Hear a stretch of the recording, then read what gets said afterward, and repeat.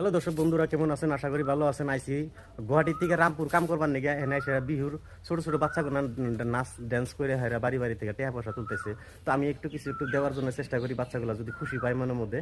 তো ভিডিওটা শেয়ার করে দিবেন, লাইক কমেন্ট করবেন এবং আপনারা দেখতে থাকেন। আসেন দেখাই।